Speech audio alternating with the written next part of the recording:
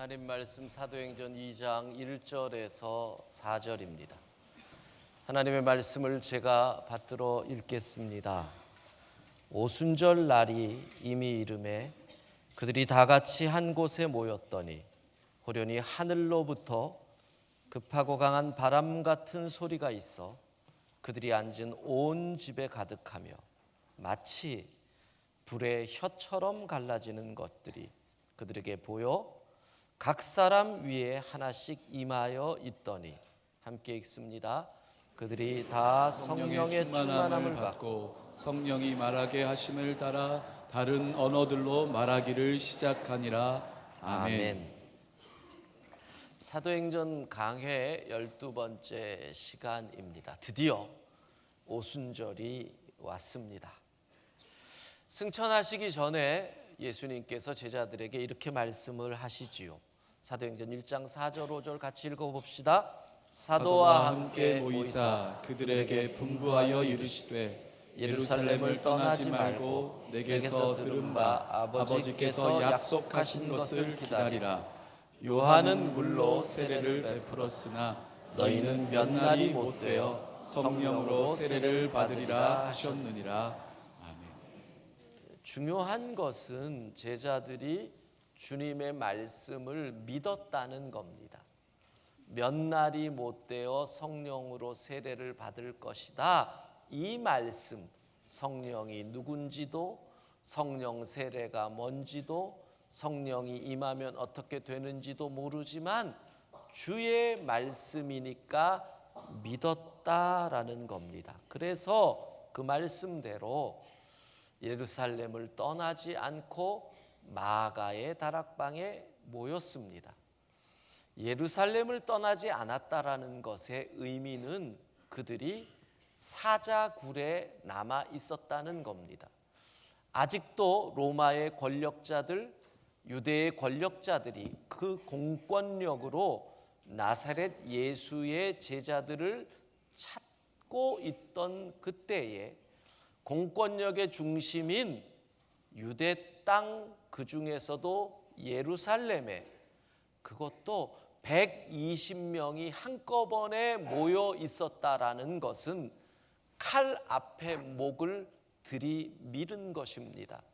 위기라는 겁니다. 사람은 위기 앞에 서면 둘 중 하나입니다. 자포자기하거나 에이 될 대로 되라, 아니면 간절히 그 위기를 벗어나려고 합니다. 위기 가운데 있을 때 제자들은 간절함을 선택을 합니다. 간절히 그 위기를 벗어나기 위해 무엇을 하느냐? 위기를 벗어나기 위해서 120명이 데모를 할 수도 있습니다. 믿고 간절하게 모여서 토론회를 가질 수도 있습니다. 살 길은 돈밖에 없으니 간절하게 장사를 하자, 돈을 벌려고 간절할 수도 있는데 그들은 간절하게 무엇을 합니까? 14절 같이 읽습니다. 여자들과 예수의 어머니 마리아와 예수의 아우들과 더불어 마음을 같이하여 오로지 기도에 힘쓰더라. 아멘. 제가 사도행전 강해를 시작하면서부터 계속 강조하는 열흘 기도,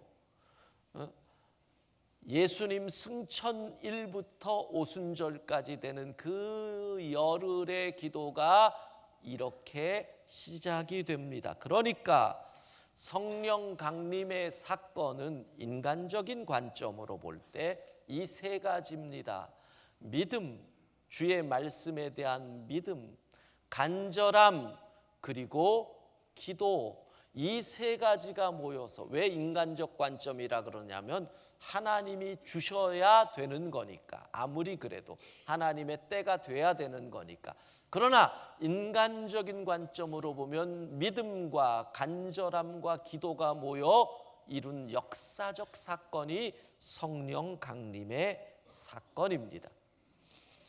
오순절 날이 이르렀습니다. 오순절 77절이라고도 얘기합니다. 이유는 6월절 이후 안식일을 7번 센 이후에 절기이기 때문에 77이 49, 그 다음 절기이기 때문에 77절. 유대인들의 전승에 따르면 바로 이날 모세가 시내산에서 율법을 받았다고 합니다. 그래서 오순절 절기입니다. 그러니까 시내산에서 모세가 율법을 받음으로 유대교가 시작이 되는 겁니다. 그런데 바로 이날 성령이 임하신다. 뭔가 하나님의 계획이 보이는 것 같지 않습니까? 출애굽기 19장을 나중에 읽어보시면 하나님이 시내산에서 모세를 부르셔서 십계명을 주실 때에 시내산에서 일어난 초자연적인 현상을 설명합니다. 우레, 뇌성, 그리고 연기가 자욱함, 여호와가 불 가운데서 강림하심, 온 산이 진동하더라. 이 모습과 내용은 작지만 마가의 다락방에서 성령이 강림하셨을 때 일어난 오늘 읽었던 본문의 내용이 흡사하다는 겁니다. 그러니까 유대교가 시작한 그날 오순절에 성령의 강림으로 복음의 교회가 시작되었다. 이런 깊은 의미가 연결이 되는 것, 오순절 날입니다. 유월절, 애굽 땅에서 양의 피를 발라서 죽음의 천사가 넘어가서 구원의 역사가 시작되는 출애굽하고, 그 구원의 역사가 오순절 율법을 주심으로 마무리되었는데, 유월절에 우리 어린 양 예수께서 십자가에 달리시고 주님의 희생이 성령 강림절로 완성된다. 오순절은 바로 그런 의미가 있는 것입니다. 그리고 이어서 성경은 성령 강림의 모습을 이렇게 본문에서 세 가지로 설명을 합니다. 오늘 성령 강림의 모습부터 설교가 몇 주 동안 계속 성령에 관한 설교를 할 겁니다. 너무나 중요하기 때문에 오늘 25분 설교로 이 모든 것을 여러분에게 다 말씀드릴 수 없습니다. 그러니까 오늘부터 계속 성령 강림에 관해서 성령이 어떤 분이고 성령의 강림의 역사는 어떤 것인가에 관해서 계속 설교를 할 겁니다. 본문에 나오는 세 가지 모습 중에 첫 번째는 이렇게 나오지요. 급하고 강한 바람 같은 소리. 청각적인 현상이에요. 근데 그들이 앉은 온 집에 가득해서 촉각으로도 느껴졌다. 오감 가운데 청각과 촉각으로 성령 강림이 느껴집니다. 바람이라는 말은 호흡이라는 얘기입니다. 창세기에 태초에 하나님이 천지를 창조하시고 흙으로 빚어서 흙덩어리로 사람의 형상을 만드시고 하나님이 그 코에 후 생기를 불어 넣으신 그 생기가 이 바람입니다. 흙으로 사람을 지으사 그 코에 생기를 후, 이 생기가 바로 바람, 성령이라는 겁니다. 하나님은 흙덩어리에 불과한 이 토기에 그 코에 생기를 불어 넣으셔서 생명이 되도록 하려고 자신의 호흡을 거기에 집어 넣으신 것입니다. 이러한 호흡의 전이가 일어나자 흙덩어리가 생령이 되었다라고 성경은 기억을 합니다. 하나님의 호흡이 임하는 곳마다 생명의 역사가 일어난다. 이것이 성경의 가르침입니다. 에스겔 선지자가 환상을 보았을 때 마른 뼈다귀로 가득한 골짜기에 하나님의 생기가 임하자 그 뼈다귀들이 군대가 되고 생명이 되어 하나님의 군대가 되었다. 하나님의 생기, 그것이 바람입니다. 여러분 한번 머릿속에 그림을 그려보세요. 120명이나 되는 어른들이 한 곳에 모였습니다. 근데 무지 더운 나라, 한여름에 40도가 넘어가는 그 나라에, 그런데 혹시나 들킬까 봐 싶어서 창문도 못 열고 그곳에 그들이 모여 있으니 가만히 있어도 땀이 날 텐데 마음을 다하여 더불어 오로지 기도하니 얼마나 땀이 났을까요? 여러분, 기도에 집중 안 해보신 분들은 몰라요. 기도는 노동 중에 노동이. 기도는 집중하고 나면 온 몸의 사지가 풀릴 정도로 힘이 들어가는 게 기도예요. 그러면 그 마가의 다락방이 어떻겠어요? 온갖 땀 냄새. 서양 사람들은 더 지독해요. 우리끼리 얘기지만 하여간 온갖 더러운 지저분한 것으로 가득 찬 그곳에 갑자기 하나님의 숨결이 임하는 거예요. 그랬더니 모든 더러운 냄새, 지저분한 것들이 없어지고 새로운 바람, 새로운 숨결, 새로운 생명이 온 방 안에 가득 찼다. 이것이 성령의 역사라는 거예요. 여러분, 하나님의 호흡이, 하나님의 숨결이 내 삶에 가득해집니다. 이것이 2000년 전에 끝난 일입니까? 아닙니다. 오늘도 일어나는 일입니다. 성령의 역사, 죽어가는 우리, 죄로 죽어가는 우리, 숨이 퍽퍽 막히는 우리를 하나님께서 인공호흡을 해주시는 겁니다. 후 하나님께서 숨통을 열어주셨기에 우리는 살고 있는 것입니다. 하나님의 성령이 임하시면 근본적인 변화가 그래서 일어나는 겁니다. 죽음이 생명으로 변화됩니다. 무생물인 흙덩어리가 생물로 변화가 됩니다. 생각 없던 흙덩어리가 생각이 있는 아담이 됩니다. 좌절이 소망으로 바뀝니다. 슬픔이 환희로 바뀝니다. 이것이 성령의 역사인 줄로 믿습니다.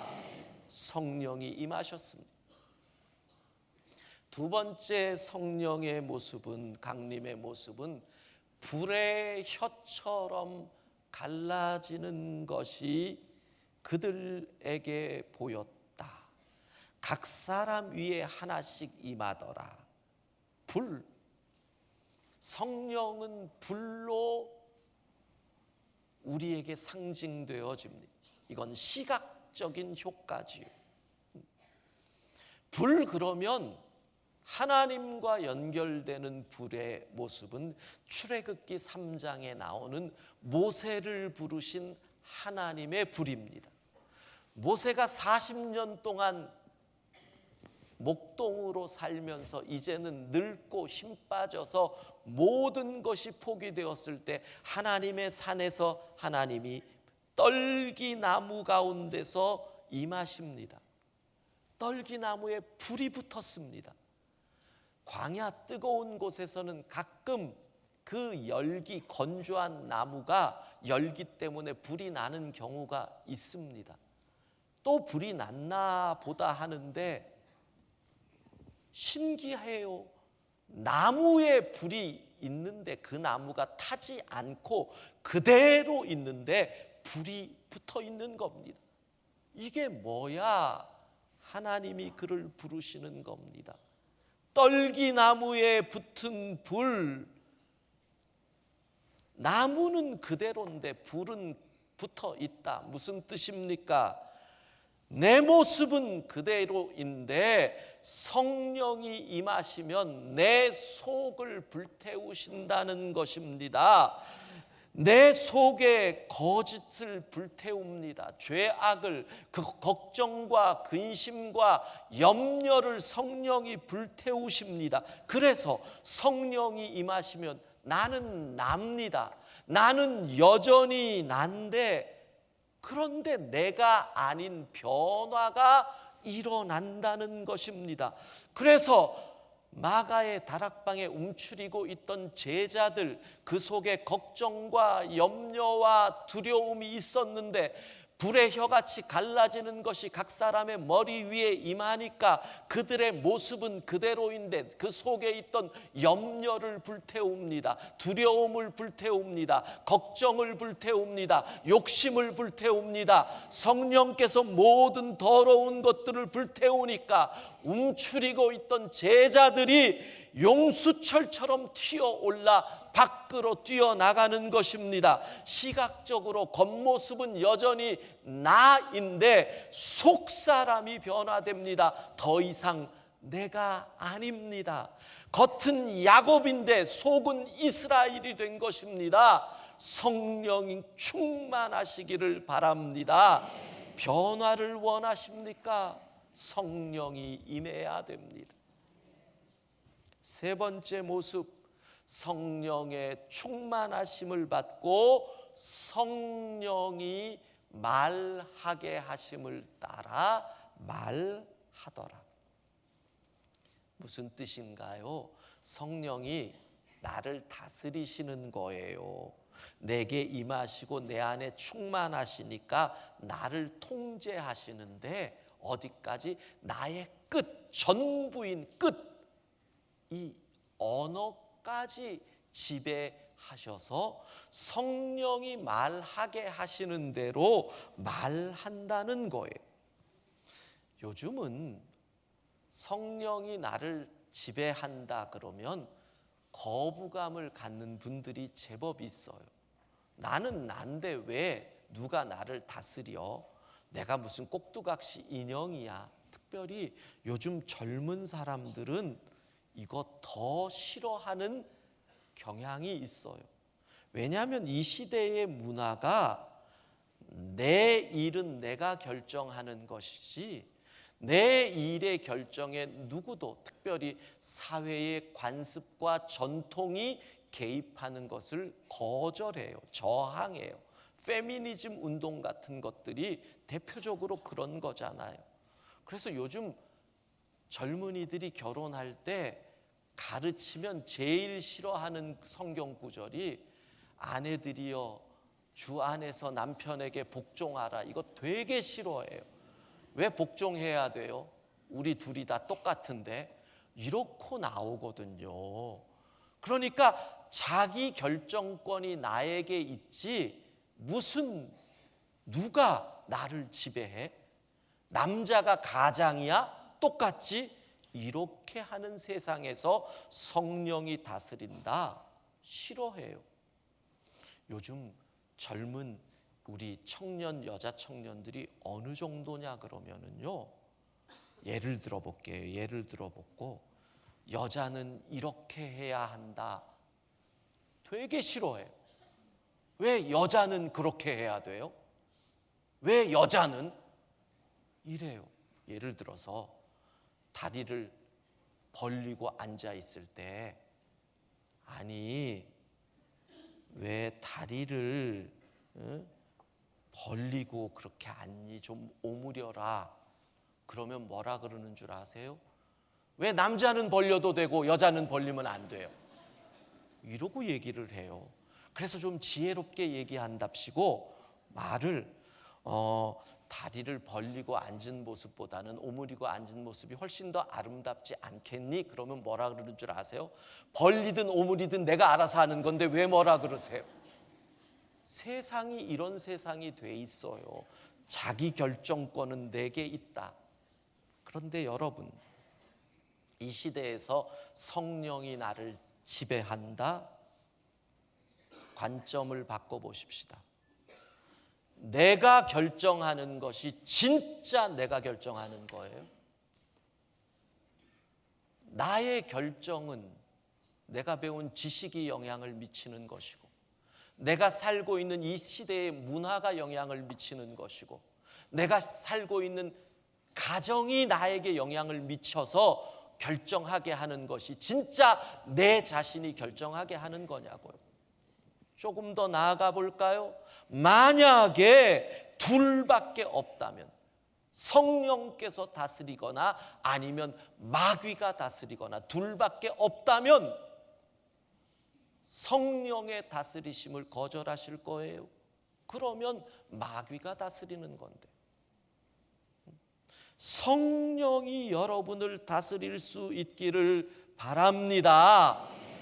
그런데 문제는 제가 아무리 이렇게 얘기해도 이해가 안 되시는 분이 많을 거예요. 왜? 성령의 역사는 이론이나 교리가 아니기 때문에 그래요. 오늘 성경에도 바람과 같은 급하고 강한 소리, 거기에 대해서 왜 바람이야? 설명 없어요. 제가 그냥 성경을 보고 해석을 하는 거예요. 불의 혀, 왜 불이야? 설명 안 나와요. 그냥 그거라는 거예요. 그거라는 거예요. 제가 아무리 설명을 한들 여러분이 이해가 되기 어려워요. 그러나 방법은 뭐예요? 따라합시다. 체험하면 이해된다. 체험하기 전까지는 몰라요. 먹어봐야 맛을 알지요. 참 좋은데 남자한테 참 좋은데 뭐라고 설명할 길이 없네. 체험해야 아는 거예요. 하나님의 호흡을, 하나님의 생기가 숨막혀 죽어가는 나에게 인공호흡하듯이 후! 내 코에 불어넣으셔서 그 생기가 돌아서 체험하면 급하고 강한 바람과 같은 소리가 성령의 임재이구나가 이해가 돼요. 불의 혀같이 갈라지는 것, 뜨거운 불이 내게 임하여서 내 속에 있는 온갖 더러움, 두려움, 근심, 염려, 걱정, 유혹, 욕심, 이 모든 것을 불태우는 그 체험을 하면 저절로 이해가 되는데, 예수님을 책으로 배운 사람들, 머리로 배운 사람들, 지식으로 배운 사람들은 결코 알 수가 없다는 거예요. 그래서 앞으로 계속해서 사도행전 2장을 볼 때 여러분들은 사모하는 마음으로 이번 기회에 내가 성령을 체험하고야 말리라. 할렐루야. 그 마음으로 임하셔서 체험하면 알게 돼요. 저는 이번에 사도행전 강해를 시작하면서 사도행전을 쭉 읽고 특별히 2장을 계속 준비를 했어요. 성령에 관한 책들을 또 구해서 읽고, 전에 구했던 성령에 관한 책들을 또 읽으면서. 그런데 몇 주 전에, 사순절 시작되기 전에 한 시사회에서 본 영화가 있어요. 사일런스라고 하는 영화예요. 거장 마틴 스콜세지 감독이 만든 영화예요. 일본의 엔도 슈샤크라고 하는 작가가 쓴 침묵이라고 하는 소설을 가지고 이 스콜세지 감독이 만든 이 영화인데, 이 영화가 좀 거북해요. 왜냐하면 선교사들이 17세기에 일본에 복음 전하다가 핍박과 박해를 받다가 결국 배교하는 얘기거든요. 고문을 당하는데 계속 고문을 당하다가 하나님 살려주세요 그러는데 하나님이 하나도 응답하지 않고 침묵하시더라. 그래서 침묵이에요. 그러니까 그 영화가 2시간 반이나 되니까 거북한 것도 있지만 길어서 계속 우리는 볼 때 막 고문 속에도 할렐루야 그러고 막 때려도 주여 천국이 보입니다, 뭐 이런 거가 우리는 익숙하잖아요. 근데 여기 맞다 막 이러다가 나중에 배교하고, 그리고 영화가 끝나니까 얼마나 찝찝하겠어요. 계속 있다가 드디어 제가 이번에 답을 얻었어요. 사순절에 한번 이 영화가 어디서 하는지 거의 없지만 한번 필름 포럼, 우리 백광훈 목사님 문화선교연구원 필름 포럼의 이대 후문 쪽에 가면 지금 할 거예요. 답을 얻었어요. 포르투갈 선교사들이 일본의 나가사키를 중심으로 선교를 하다가 붙잡혀요, 드디어. 그리고 고문을 하는 거예요. 잔인하게 고문을 해요. 그 고문의 이 내용을 보면 운젠에서 그 화산이 폭발하는 곳에서 뜨거운 온천물 있잖아요. 그거를 갖고 이렇게 부어요. 달아놓고. 실제로 그렇게 했어요. 그걸 영화로만 이렇게 부어요. 그리고 거기서 귀를 자르죠. 그래서 귀묘가 거기 있고요. 그 다음에는 바닷가에 저렇게 매달아요, 십자가에. 근데 저기가 어떻게 되냐면 밀물이 들어오는 곳이에요. 근데 밀물이 덮지를 않아. 요 정도야. 그러니까 파도가 빠져나가면 이러다가 들어오면 언제까지? 죽을 때까지. 일주일을 매달려서 죽고 그래요. 어떤 경우는 선교사가 보는데 지프로 이렇게 교인들을 돌돌 말아서 바다에 던져요. 그러면 선교사가 보다가 마트에서 뿌리치고 들어가가지고 자기가 수영을 해서 들어 올리다가 선교사도 죽고 빠져 죽고, 이렇게 최악이 뭔 줄 아세요? 결국 선교사가 배교하게 하는 게 이거예요. 실제로 행했던 고문이래요. 교인들을 지프로 싸가지고, 그 다음에 얼굴은 완전히 이 보재기에 집어넣은 다음에 거꾸로 매달아요. 그리고 목 있는 데 땅을 파서 넣고 그 목 있는 데를 완전히 이 판자로 딱 해놓은 다음에 어떻게 하냐면 요 귀 뒤에 있는 핏줄 있는 데를 살짝 잘라요. 그러니까 핏방울이 똑똑똑똑똑 떨어지는 거야. 그렇게 해놓고 죽을 때까지 매달아놔요. 안 죽죠. 핏방울이 계속 떨어져. 그러니까 고통 속에서 계속 소리를, 뭐라 그러는 줄 아세요? 선교사한테 네가 배교하면 풀어준다.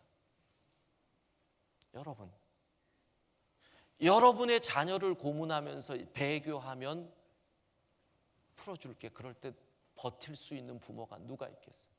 나는 순교할 수 있다 이거예요. 나는. 근데 방법도 간단해요. 예수님의 성화 놓고 그거 밟으면 돼요. 요것만 밟아라. 요것만 밟으면 다 풀어줄게. 그리고 선교사가 밟아요. 거기서부터 배교의 길이 시작돼요. 살아있는 동안 그곳에서 계속 배교자의 길을 걸어가요. 이게 얼마나 불편했는지 몰라요. 근데 이번에 깨달았어요. 감독은 종교의 신비는 알아도 성령의 역사를 모른 감독이었어요. 종교의 신비는 아니까 이 고민과 갈등 속에서 예수님의 음성이 들리는 정도, 그 정도로 이 영화를 풀어가요. 그러나 내 삶을 온전히 다스리시는 성령의 역사를 모르기에 그는 순교의 비밀을 몰랐던 거예요. 성령 충만하지 않으면 순교는 불가능해요. 교회의 역사와 함께하는 2000년의 순교의 역사에 그보다 더한 고문이 없었을까요? 어떻게 견디고 묵묵히 그 길을 걸어갔을까요? 비밀은, 신비는 다른 데 있는 게 아니에요. 성령 충만. 성령 충만이에요.